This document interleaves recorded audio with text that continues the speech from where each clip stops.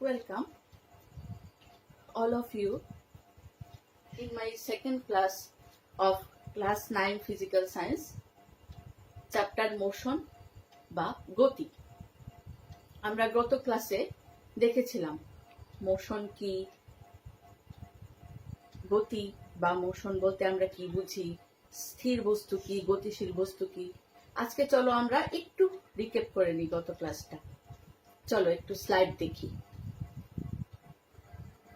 দেখো, আমরা মোশন পড়েছিলাম, মানুষ যায়, বাস যায়, ট্রেন যায়, এরোপ্লেনস যায়, আমরা গত ক্লাসে দেখেছি। একটা বল যদি আমরা থ্রো করি, এটাও এক প্রকার মোশন।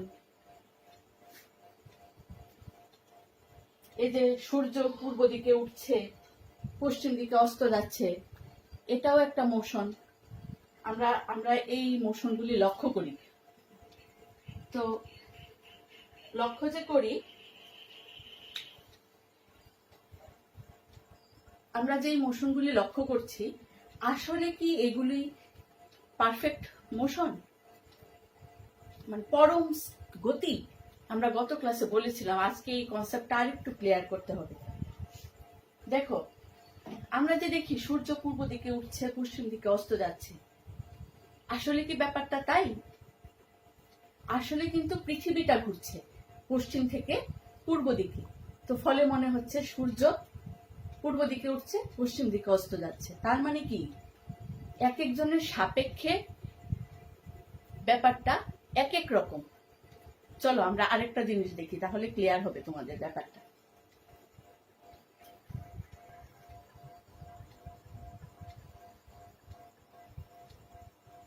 দেখো, মনে করো যেমন right and left, ups and downs, কিছু রিয়েল লাইফ এক্সাম্পল আমরা এখন ডিসকাস করবো, তাহলে বুঝতে পারবে ব্যাপারটা কি।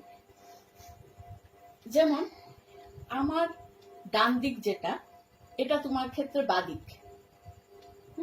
যেমন এই দেখো, দুটা লোক, একজন এ পজিশনে, একজন এদিকে বি পজিশনে, উল্টো ভাবে দাঁড়িয়ে আছে। এই যে ঘরটা দেখা যাচ্ছে, বিল্ডিংটা, এই লোকটা লেফট সাইড, কিন্তু ওই লোকটার রাইট সাইড। দেখো, বি পজিশনে যে লোকটা আছে, ওই লোকটা রাইট সাইড। তার মানে কি হলো, একজন বলবে ঘরটা আমার রাইট সাইডে আছে, একজন বলবে ঘরটা আমার লেফট সাইডে আছে। তার মানে যে কোনো জিনিস যে বলছে তার উপর নির্ভর করে, তার সাপেক্ষে নির্ভর করে। যেমন দেখো, একটা বলের উপর আমি যদি 4টা পিন দিয়ে দিই, তাহলে পিনগুলির নাম দেখো, মনে করো দিয়ে দিলাম পি, কিউ, আর, এস। তাহলে পি পিনটা আপার পিন। আমি যদি পি পিনটা সাপেক্ষে দেখি, তাহলে কিউ পিনটা হচ্ছে ডাউন। আমি এই ক্ষেত্রে পি পিনটাকে আপার পিন বলবো, কিন্তু বলটাকে যদি ঘুরিয়ে দিই, এবার কিউ পিনটা উপরে চলে যাবে, তারপরে মনে করো আর পিনটা উপরে চলে গেল, আর পিনের সাপেক্ষে এবার এস পিনটা হচ্ছে ডাউন। কাজে আমি যখন বলবো যে কোনো কিছু, তখন তার অবস্থাটা দিয়ে, মানে যে বলছে তার অবস্থাটা দিয়ে জিনিসটা ব্যাখ্যা করতে হয়। তো এই হচ্ছে গিয়ে রিলেটিভ মোশন, মানে যে বলছে তার সাপেক্ষে ঘটনাটাকে ব্যাখ্যা করতে হয়। তো এর জন্য আমরা বলি কি, একটা নির্দিষ্ট কোনো কিছুর সাপেক্ষে আমরা স্থিতি বা গতিকে প্রকাশ করি। যার সাপেক্ষে প্রকাশ করি তাকে আমরা নির্দেশতন্ত্র বলি বা রেফারেন্স ফ্রেম বলি। তো আরেকটা জিনিস আমরা দেখি, চলো তাহলে ক্লিয়ার হবে। দেখো, যেমন এখানে দুইজন লোক দাঁড়িয়ে গল্প করছে, তারা কি বলছে দেখো, এখানে দেখা যাচ্ছে, দেখো একটা নৌকা দিয়ে দুইজন লোক নৌকাতে বসে দক্ষিণ দিকে যাচ্ছে, সাউথের দিকে যাচ্ছে, আর দুইজন লোক দাঁড়িয়ে গল্প করছে। এটা একটা গল্পের মতো। দেখো, একজন আরেকজনকে জিজ্ঞেস করছে নৌকাটা কোন দিকে যাচ্ছে, ও বললো নৌকাটা দক্ষিণ দিকে যাচ্ছে। আর তাহলে বলো, নৌকার মধ্যে থাকা লোকগুলি কোন দিকে যাচ্ছে? বলছে দক্ষিণ দিকে যাচ্ছে। ঠিক আছে, তাহলে এই পাহাড়টা কেমন, কিরকম আছে? তো লোকটা বলছে যে পাহাড়টা স্থির আছে। তো বলছে তুমি কিভাবে বুঝতে পারলে যে পাহাড়টা স্থির, নৌকাটা চলছে, ইন মোশনে আছে। কিভাবে বুঝতে পারলে? বলছে আমি দেখছি লোক দুইটা নৌকার মধ্যে করে চলে যাচ্ছে, আমাদের সাপেক্ষে এই নৌকাটার অবস্থান সময়ের সাথে সাথে পাল্টাচ্ছে, তার মানে নৌকাটা মুভিং এ আছে। এবার নৌকার মধ্যে থাকা দুইজন কথা বলছে। তারা কি বলছে? একজন আরেকজনকে জিজ্ঞেস করছে, বলো তো এই যে দুইটা লোক পাড়ে দাঁড়িয়ে আছে, তাদের পজিশনটা কি? তো বলছে না, দাঁড়িয়ে তো নেই, তারা নর্থের দিকে মুভ করছে, নর্থের দিকে মুভ করছে। আচ্ছা, পাহাড়টা কিরকম পজিশন? বলছে পাহাড়টাও নর্থের দিকে মুভ করছে। বলছে তুমি কিভাবে বুঝতে পারছো? বলছে আমরা যে পজিশনে আছি, দেখো আমরা দুইটা লোকের গল্প বলি একটা। দুইজন লোক সাইডে দাঁড়িয়ে আছে, আর দুইজন লোক নৌকায় করে দক্ষিণ দিকে যাচ্ছে। এবার এই দাঁড়িয়ে থাকা দুইজন লোক একজন জিজ্ঞেস করছে, আচ্ছা নৌকাটার অবস্থাটা কি? বলছে নৌকাটা দক্ষিণ দিকে যাচ্ছে। পাহাড়টার অবস্থাটা কি? বলছে পাহাড়টা রেস্টে আছে। নৌকার মধ্যে থাকা লোকগুলির অবস্থাটা কি? বলছে তারা মোশনে আছে, তারা দক্ষিণ দিকে মুভ করছে। তো বললো আচ্ছা তুমি কিভাবে বুঝলে যে তারা মোশনে আছে? বলছে যে না, আমি তো দেখছি আমার সাপেক্ষে তারা সময়ের সাথে সাথে তার স্থানটা পাল্টাচ্ছে, দক্ষিণ দিকে সরে যাচ্ছে, তো ফলে তারা মুভিং এ আছে। খুব ভালো কথা। এবার আমরা নৌকায় থাকা লোকগুলির কথাগুলি একটু শুনি। নৌকায় থাকা লোকগুলির মধ্যে একজন বলছে, আচ্ছা দাদা, এই যে সাইডে দুইজন লোককে দেখা যাচ্ছে, তাদের অবস্থাটা কি? বলছে তারা তো নর্থের দিকে মুভ করছে। আচ্ছা, ওই পাহাড়টার অবস্থাটা কি? বলছে পাহাড়টাও নর্থের দিকে মুভ করছে। তাহলে দাদা আপনার সাপেক্ষে আমার অবস্থাটা কি? তো বলছে আপনি রেস্টে আছেন। আচ্ছা, তাহলে দেখো এই দুইটা সেটিং এর ক্রিয়াকলাপে, তাদের বাক্যালাপের মধ্যে আমরা বুঝতে পারি যে যার যার সাপেক্ষে সে ঠিক করে কোন বস্তুটা স্থির, কোন বস্তুটা গতিশীল। পাড়ে থাকা লোকগুলির সাপেক্ষে নৌকাটা মুভ করছে, আর নৌকায় থাকা লোকগুলির সাপেক্ষে পাড়ে থাকা লোকগুলি নর্থের দিকে মুভ করছে। তাহলে কি হলো? তাহলে হলো একটা জিনিস স্থির না গতিশীল বিবেচনা করাটা সম্পূর্ণভাবেই ওই পারিপার্শ্বিক অবস্থার উপর নির্ভরশীল, ব্যক্তির চয়েসের উপর নির্ভরশীল। তো যেই পারিপার্শ্বিকের সাপেক্ষে আমরা কোনো কিছু বিচার করি, আমরা তাকে নির্দেশতন্ত্র বলি। এবার আমরা জানবো এই নির্দেশতন্ত্রের সাপেক্ষে আমরা তো মোশন বিচার করি, কত প্রকারের মোশন আছে। তো নর্মালি আমরা আমাদের বইয়ে বা তোমরা যেই টপিকটা পড়বে, যেই লেভেলে পড়াশোনা করবে, তার মধ্যে খালি দুই প্রকার মোশনের কথাই বলা হয়েছে, একটা রৈখিক গতি আর একটা ঘূর্ণন গতি। তো আমরা একটু রৈখিক গতি সম্পর্কে বলি। তোমরা তো দেখেছো, গত ক্লাসেও আমি বলেছি, একজন লোক যদি সোজা মনে করো কোনো দিকে যায়, তাহলে এটা একমাত্রিক গতি হয়। মানে যদি মনে করো একটা রাস্তা দিয়ে যাচ্ছে, রাস্তাটা সোজা পূর্ব দিকে গেছে, আর কোনো ডিরেকশন তাকে ধরতে হয় না, আর কোনো ডিরেকশনকে আমাদের বোঝাতে হয় না, তাহলে একটা বিন্দুকে স্টার্টিং পয়েন্ট ধরে আর একটা অক্ষকে আমরা যদি এক্স অক্ষ ধরে নিই, তাহলে ওই লোকটার গতিটাকে আমরা বোঝাতে পারবো। 5 মিনিটে কতটুকু গেল, 10 মিনিটে কতটুকু গেল, এদিকে যদি আমরা টাইমটা ধরি, তাহলে তার অবস্থানটা আমরা বোঝাতে পারবো। দেখো 5 মিনিট পরে, 10 মিনিট পরে, 1 ঘন্টা পরে লোকটা কতটুকু গেছে, আমরা এদিকে তার পজিশনটা বের করে নিতে পারবো। এইদিকে আমরা পজিশনটা ধরে নিলেই হলো, এইদিকে পজিশন কতটুকু গেছে আমরা বের করে নিতে পারবো। তাহলে এই ধরনের গতিগুলিকে বলে একমাত্রিক গতি। আর যদি মনে করো আমরা একটা স্পেসের কথা বলি বা একটা সমতলের কথা বলি, মনে করো যেমন এই বোর্ডটার মধ্যে যদি একটা পিঁপড়া মুভ করে, তাহলে তার গতিটাকে বোঝাতে আমরা এই একটা অক্ষ দিয়ে হবে না, তখন কি করতে হবে, দুইটা অক্ষ লাগবে।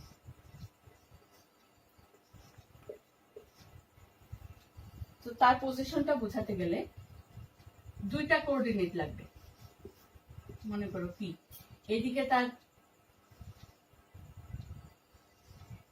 এক্স অক্ষে কতটুকু গেল, ওয়াই অক্ষে কতটুকু গেল, এই মানটা জানা থাকলে আমরা পি এর অবস্থানটা বুঝতে পারবো। তারপর যখন পি থেকে মনে করো গেল কিউ পয়েন্টে, তখনও তার এক্স এর দিকে মানটা কত জানতে হবে, ওয়াই এর দিকে তার মানটা কত এটাও জানতে হবে। এক্স এর দিকের মান, ওয়াই এর দিকের মান জানলে আমরা তার পজিশনটা বের করতে পারবো। এই ধরনের গতিকে বলে দ্বিমাত্রিক গতি বা 2 ডাইমেনশনাল মোশন। তো তোমাদের বইয়ে আপাতত 2 ডাইমেনশনাল মোশনে আমরা থাকবো। আর আরেকটা আছে বলে দিই তোমাদের, পরবর্তী ক্লাসে তোমরা বড় ক্লাসে উঠলে জানতে পারবে। 3 ডাইমেনশনাল মোশন যদি হয়, যেমন মনে করো পাখি আকাশে উঠছে বা এই ঘরটার মধ্যে একটা মাছি উঠছে, এটাকে যদি আমরা বোঝাতে চাই তাহলে এই দুইটা অক্ষ দিয়ে হবে না, তখন কি করতে হবে, আরেকটা অক্ষকে কাজে লাগাতে হবে। তখন ওইটা, কারণ এটার উপরে নিচে যাওয়ার একটা টেন্ডেন্সি আছে, মাছি তো একটা লেভেলে থাকবে না, উপরে যাবে নিচে যাবে, ওইটা বোঝাতে আরেকটা অক্ষকে আনতে হয়। তো এটা হয় 3 ডাইমেনশনাল মোশন বা ত্রিমাত্রিক গতি। তো তোমাদের এই লেভেলে ত্রিমাত্রিক গতি করতে হবে না, তোমরা দ্বিমাত্রিক পর্যন্তই আছে এই লেভেলে। তো এর মধ্যে এই যে সরল রৈখিক গতি, যে বাস মনে করো চলছে, একবার পূর্ব দিকে গেল, তারপরে রাইট টার্ন করলো, তারপরে আবার লেফট টার্ন করলো, এই সমস্তগুলি একটা প্লেনের মধ্যে, একটা তলের মধ্যে, ঠিক আছে। তো আমরা এই ভ্যারাইটিস গতিগুলো একটা একটা করে আমরা দেখব। তো গতদিন আমরা পড়েছিলাম রৈখিক গতি, দেখেছিলে তোমরা। আজকে বাকি দুইটা আমরা দেখছি, দেখো একটু।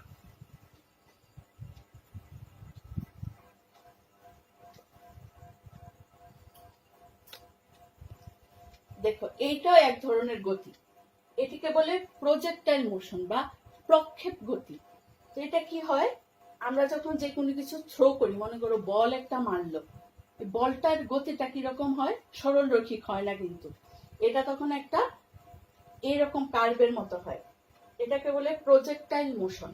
দেখো এই যে বলটা মারলো, বলটা একটা কার্ভ ওয়েতে গেল, এই ক্ষেত্রে কিন্তু এই বলটার যে বেগ বা ভেলোসিটি, এটা নির্ধারিত হয় তার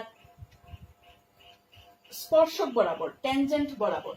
যেই পয়েন্টে আমি ভেলোসিটিটা বের করতে চাই, ওই পয়েন্ট থেকে আমরা যদি একটা স্পর্শকটা নিই, তাহলে ওইটা তার বেগটা বুঝাবে, কেমন। আর গতদিন আমরা বলেছিলাম, যেমন বলটা যেমন এখান থেকে এখানে গেল, তাহলে তার দ্বারা যে অতিক্রান্ত দূরত্বটা হলো, এটা হচ্ছে গিয়ে এস, এটা হচ্ছে ডিস্টেন্স ট্রাভেল।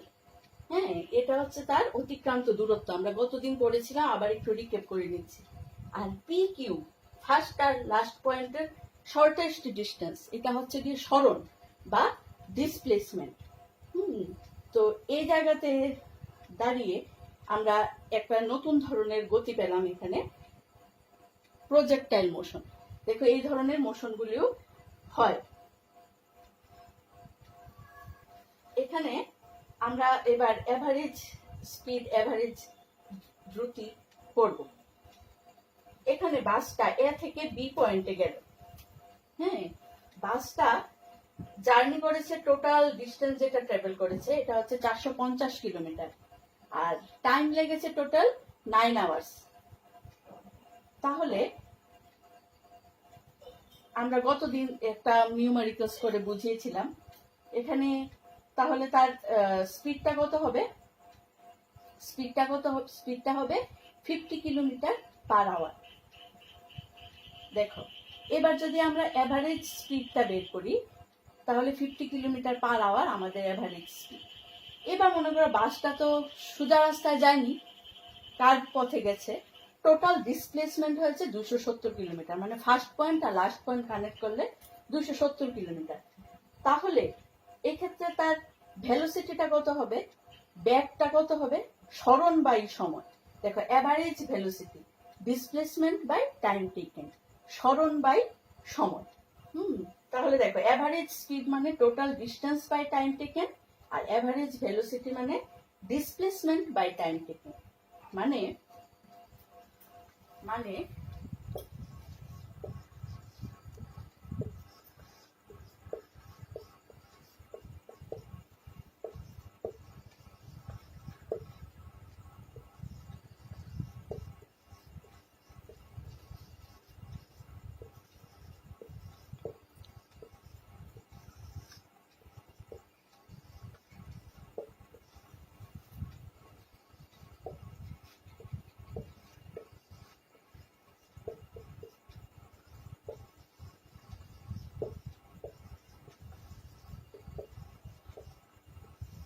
মোট সরণ বাই সময়।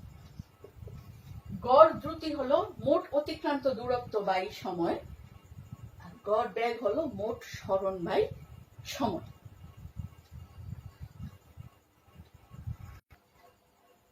দেখো এবার আমরা বলবো তাৎক্ষণিক দ্রুতি বা তাৎক্ষণিক বেগ, এই রাশিটা।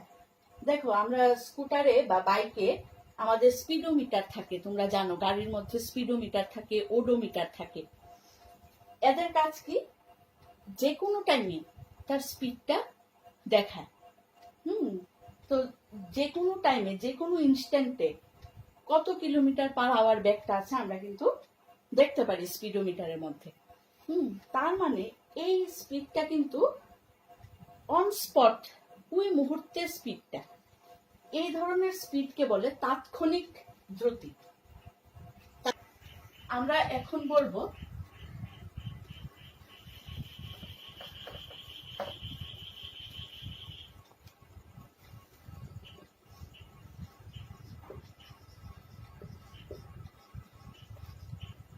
তাৎক্ষণিক দ্রুতি।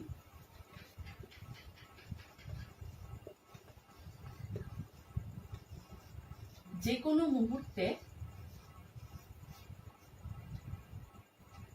অতিক্রান্ত দূরত্ব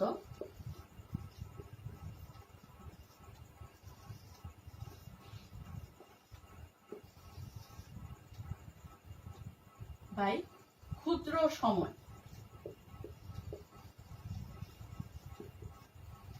তাৎক্ষণিক দ্রুতি মানে on the moment, on the spot, মানে খুব ক্ষুদ্র সময়ের ব্যবধানে যতটুকু স্মরণ হয়, এটা ওই মুহূর্তের তাৎক্ষণিক দ্রুতি। ঠিক আছে? তো সেম কনসেপ্টটা তাৎক্ষণিক বেগের বেলায়। তাৎক্ষণিক বেগ যে কোনো মুহূর্তের স্মরণ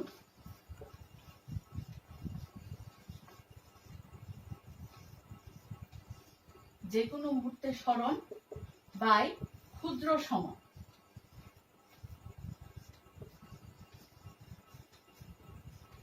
ক্ষুদ্র সময় মানে যত ক্ষুদ্র সময় সম্ভব, টেন্ডস টু জিরো, একদম মানে ইনস্ট্যান্টে। এটাকে ইনস্ট্যান্টেনিয়াস ভেলোসিটি, ইনস্ট্যান্টেনিয়াস স্পিড বলে, মানে তাৎক্ষণিক, ওই মুহূর্তে। হ্যাঁ, তো এই দুইটা টার্মের সংজ্ঞা আমাদের শিখতে হবে। দেখো এখানে একটি ছেলে 5 মিটার প্রথম সেকেন্ডে গেল, তারপরে গেল আবার 5 মিটার, তারপরে আবার 5 মিটার, এইভাবে করে প্রত্যেক মিনিটে মিনিটে 5 মিটার করে করে যাচ্ছে। এই ছেলেটার গতিটাকে আমরা বলবো সুষম গতি, মানে সমান ভাবে যাচ্ছে। হ্যাঁ, সে যে অতিক্রান্ত করছে দূরত্বগুলি, এগুলি সমান। তাহলে তার দ্রুতিকে আমরা সুষম গতি বলবো। আর এমন যদি হয়, মনে করো প্রথম মিনিটে 5 মিটার গেল, দ্বিতীয় মিনিটে 6 মিটার গেল, তারপরে 5 মিটার গেল, তারপরে 4 মিটার গেল, এইভাবে যদি মোশনটা হয় তাহলে এটাকে আমরা বলবো অসম দ্রুতি। তো এই দুইটা টার্ম তোমাদের শিখতে হবে, uniform and non uniform motion. সুষম দ্রুতি আর অসম দ্রুতি, এই দুটা টার্ম তোমরা শিখবে।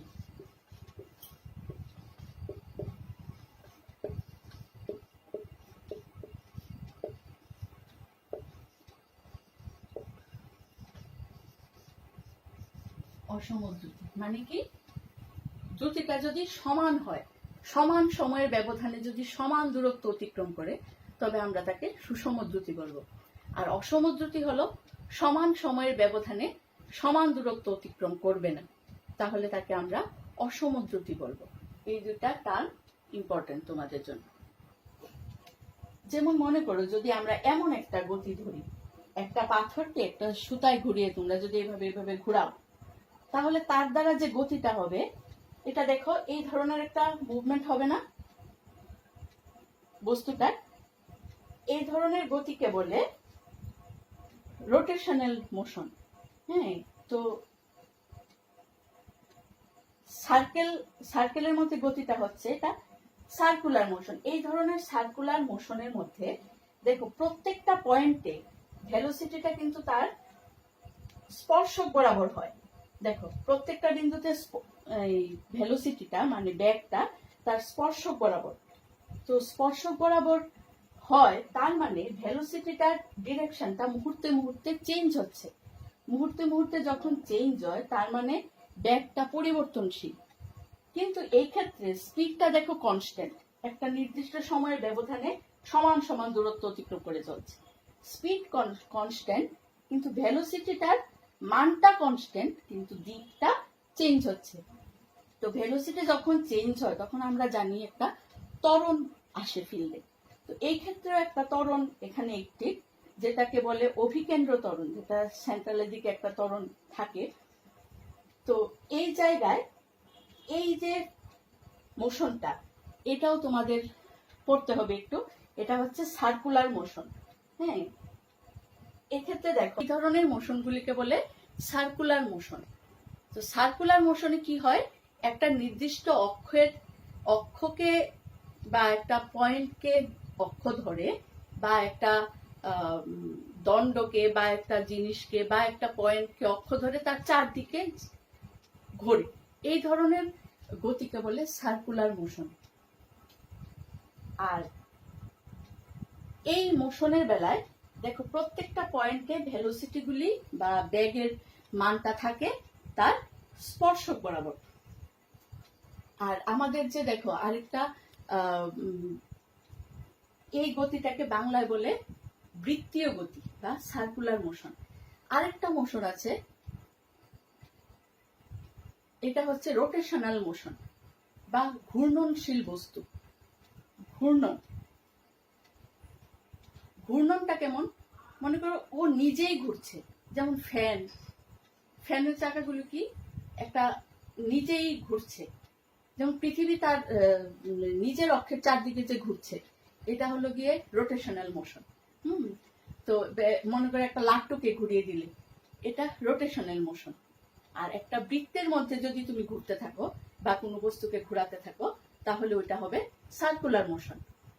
ডিফারেন্সটা একটু পড়বে।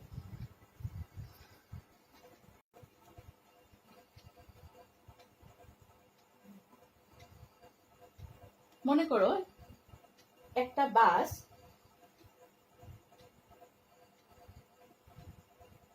এই পাহাড়ের রাস্তা বেয়ে আসছে,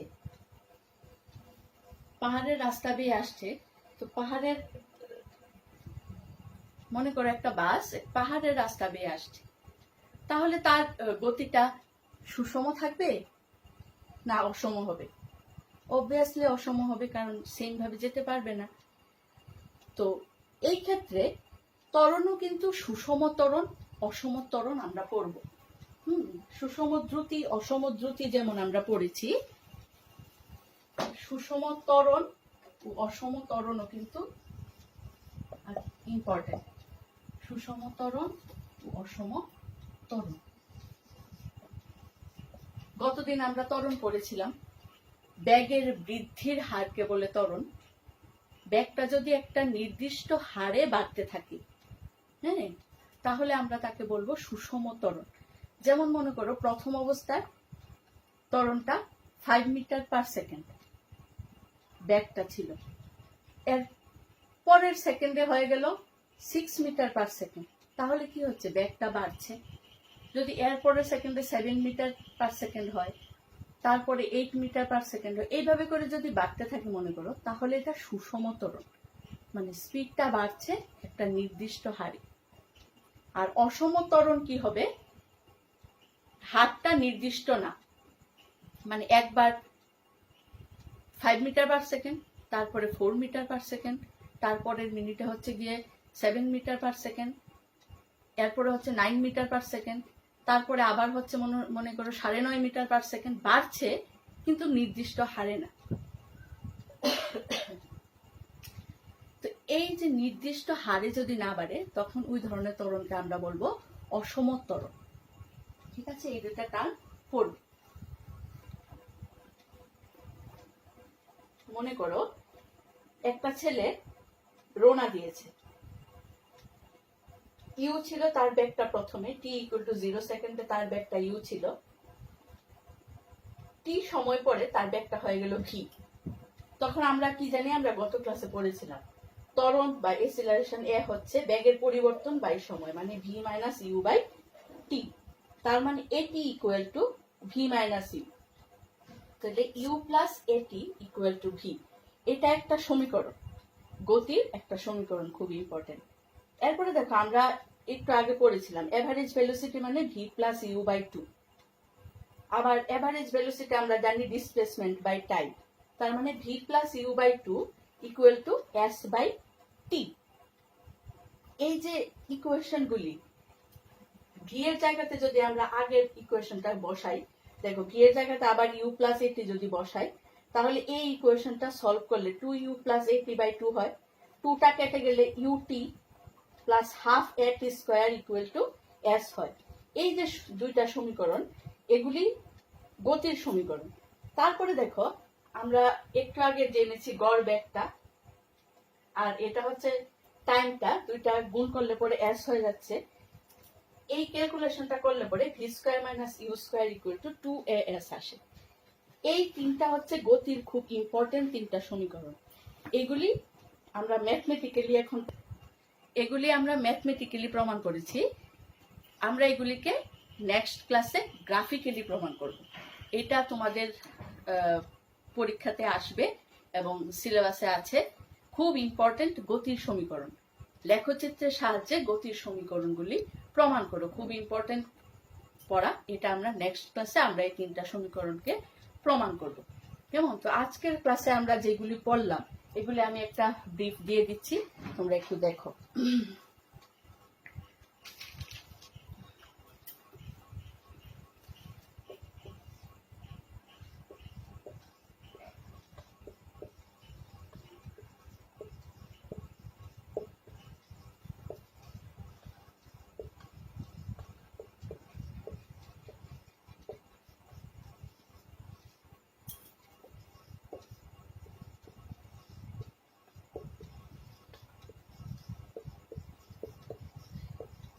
সুষম দ্রুতি ও অসম দ্রুতি কি?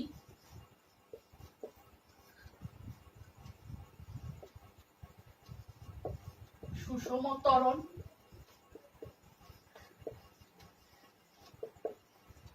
ও অসম ত্বরণ কি?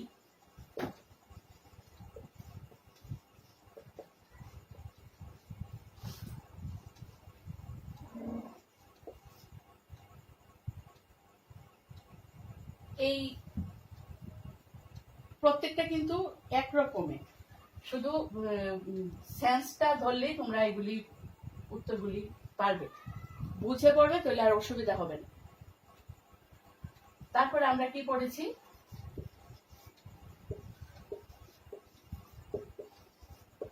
গড় বেগ ও গড় দ্রুতি কি?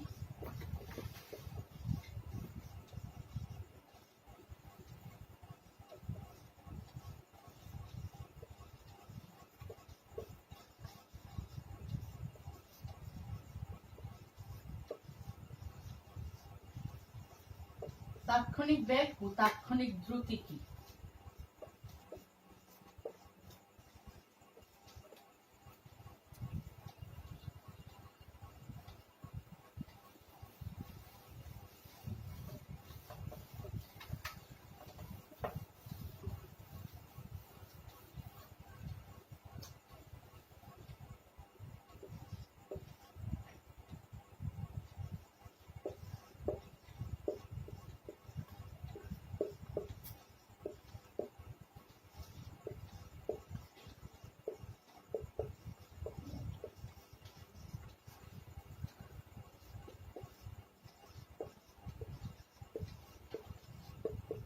বৃত্তীয় গতি কি, বৃত্তীয় গতি কাকে বলে?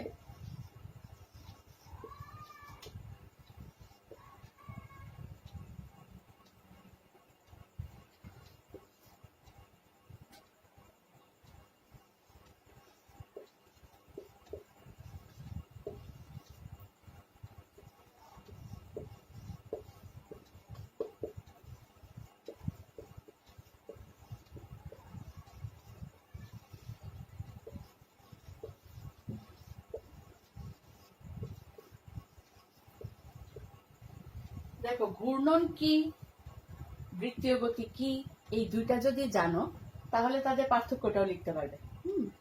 তো আমি যে বলে দিয়েছিলাম সেই অনুযায়ী সংজ্ঞাগুলো শিখবে, আর পার্থক্যটা করতে গেলে টেবিল করে নেবে, দুই সাইডে দুইটা সংজ্ঞা লিখবে, দুই সাইডে দুইটার এক্সাম্পল লিখবে, মেইন যে পার্থক্যটা এটা লিখে দেবে যে ঘূর্ণন হচ্ছে বস্তুটা নিজে ঘুরছে একটা অক্ষকে সেন্টার করে, আর বৃত্তীয় গতি হচ্ছে বস্তুটা একটা অক্ষ বা একটা পয়েন্টকে ধরে তার চারদিকে ঘুরে চলছে। হ্যাঁ, তো এই হচ্ছে মূল পার্থক্য। আশা করি তোমরা বুঝেছো। যদি কোনো জায়গাতে কোনো বিষয়ে কোনো কনফিউশন থাকে তোমরা কমেন্ট বক্সে অবশ্যই বলবে, আমি চেষ্টা করব তোমাদের প্রবলেমগুলি সলভ করে দেওয়ার জন্য। ধন্যবাদ, ভালো থাকবে।